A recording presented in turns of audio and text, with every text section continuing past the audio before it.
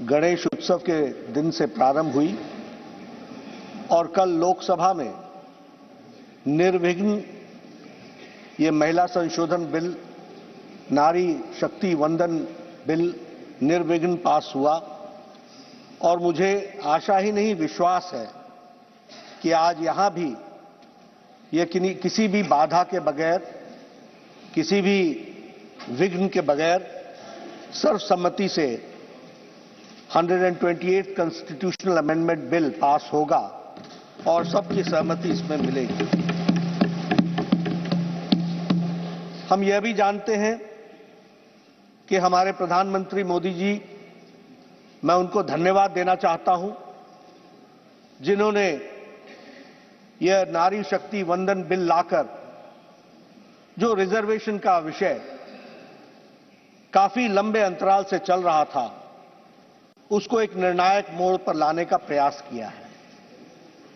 इसके लिए मैं जहां उनको धन्यवाद देता हूं, वहीं जो उन्होंने नारी के सशक्तिकरण के लिए, एम्पावरमेंट के लिए जो पिछले 9 साल में कार्य किए हैं, उसके लिए भी मैं उनको धन्यवाद देता हूं, जिसने भारत की नारी को सुधारने में और उसकी दशा और दिशा और आगे मजबूती से समाज में बढ़े, इसके लिए बहुत ही कारगर कदम उठाए हैं।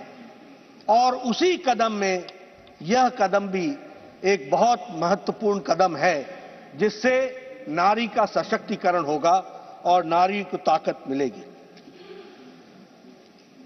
शब्दों के बारे में कई लोगों का अपना अपना वक्तव्य हो सकता है, लेकिन नारी शक्ति वंदन विधेयक, ये नारी शक्ति वंदन, यह शब्दावली ही अपने आप में हमारी सरकार की, हमारे प्रधानमंत्री जी की और हमारे समाज में महिलाओं को देखने के दृष्टिकोण को स्पष्ट करता है और एक दिशा देता है। सभापति जी, मैं यहां यह भी कहना चाहता हूं कि हम सब लोगों के मन में कुछ धारणाएं बन गई और वो धारणा यह बनी है कि जैसे हम महिलाओं पर कोई कार्य कर रहे हैं तो कुछ एहसान कर रहे हैं। अगर हमने महिलाओं के सशक्तिकरण के लिए कुछ किया तो हम कुछ ऑब्लाइज कर रहे हैं। मैं यहां स्पष्ट करना चाहता हूं कि भारत की संस्कृति में महिलाओं का बहुत बड़ा स्थान रहा है।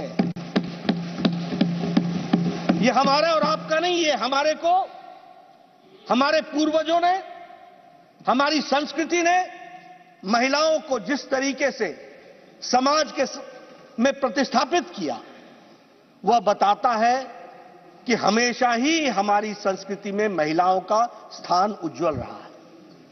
इसलिए वो पिछड़े हैं, वो असहाय हैं, वो अबला नारी, ये शब्दावली हमारी नहीं रही है और हमने नारी को शक्ति के रूप में देखा, देवी के रूप में देखा और समाज को दृष्टि देने वाली। और इसीलिए प्रधानमंत्री जी जब कहते हैं विमेन एम्पावरमेंट, तो वो हमेशा विमेन लेड डेवलपमेंट की बात करते हैं। और उन्होंने G20 में भी दुनिया को बताया that it is not only women empowerment, it is a women-led development.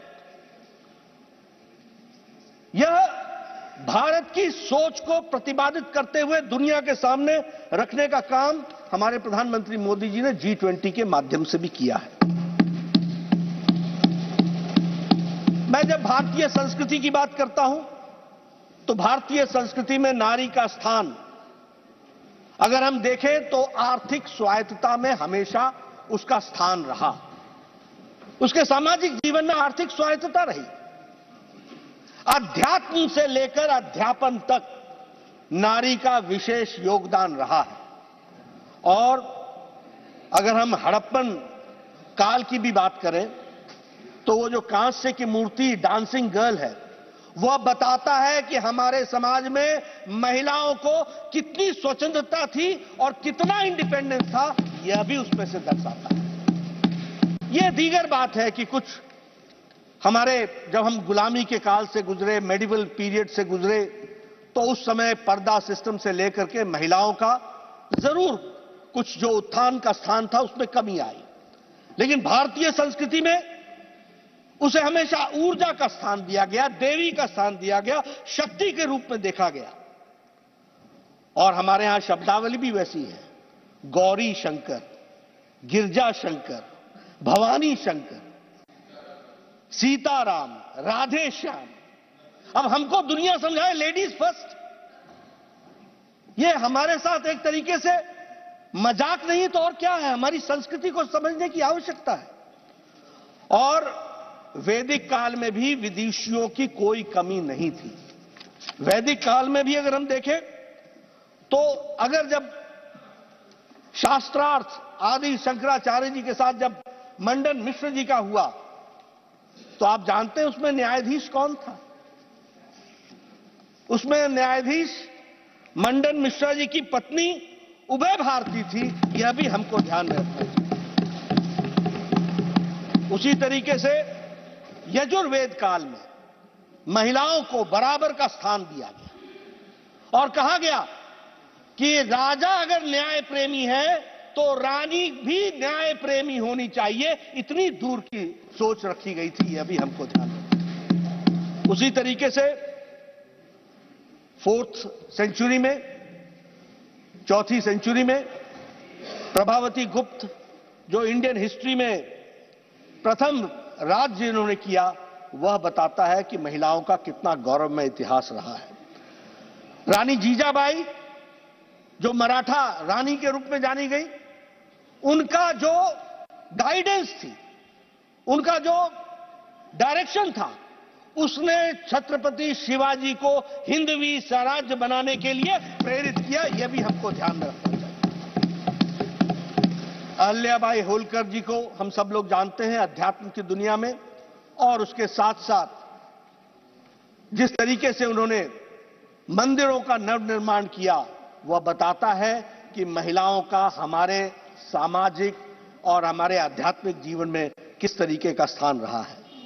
1857 का हमारी क्रांति, और उसमें भी रानी लक्ष्मीबाई को हम नहीं भूल सकते, उनका नेतृत्व हम भूल नहीं सकते। और यहां हमारे संविधान सदन में जो कित्तूर रानी चेन्नम्मा जी की जो मूर्ति है, वह संविधान सदन में सुशोभित होकर के वह भी भारत की गाथा और महिलाओं की गाथा बताती है। पोर्चुगीज के खिलाफ अगर कर्नाटक के महारानी अब्बक्का ने अगर लड़ाई लड़ी, तो वह भी एक अपने आप में गाथा बताती है कि महिलाओं ने किस तरीके से हमारे विकास के लिए काम किया है। मैं ये भी बोलना चाहूंगा कि मॉडर्न टाइम्स में भी, आज के युग में भी अगर हम देखें, 21वीं शताब्दी जो है वो महिलाओं की शताब्दी है। 21वीं शताब्दी जो है वह महिलाओं की शताब्दी है। और फिर चाहे ज्ञान हो, चाहे विज्ञान हो, चाहे मिलिट्री एजुकेशन हो, चाहे सैन्य सुरक्षा हो, चाहे अर्थ जगत हो, हमें खुशी है कि आज हमारी भारत की महिलाएं अपने आप को लीडिंग रोल में लेकर के आई हैं और उन्होंने अपने आप को प्रतिस्थापित किया है और सम्मानित स्थान पर लेकर के आई हैं। It is not only the presence but it is the position, वह सम्मानित स्थान जो उनको मिला है, जो उन्होंने हासिल किया है, यह बताता है कि भारतीय नारी किस तरीके से उन्होंने अपना योगदान किया है। आज सॉफ्टवेयर की दुनिया में 21% हमारी महिलाएं हैं जो लीडिंग रोल में हैं। आज हम अगर इसरो की बात करें, जिसके बारे में कल परसों जयराम रमेश जी चर्चा कर रहे थे, उसमें अगर हम साइंटिस्ट देखें तो फिर चाहे मार्स मिशन हो, चाहे चंद्रयान हो, चाहे आदित्य L1 हो, इन सब में महिला साइंटिस्ट का बहुत बड़ा योगदान है। इसको भी हमको ध्यान रखना है। और अगर हम कहें तो सरकार की सत्ता में भी आजाद भारत में 12 मुख्यमंत्री महिलाएं बन चुकी हैं। इस आजाद भारत में इसको भी हमको ध्यान रखना है।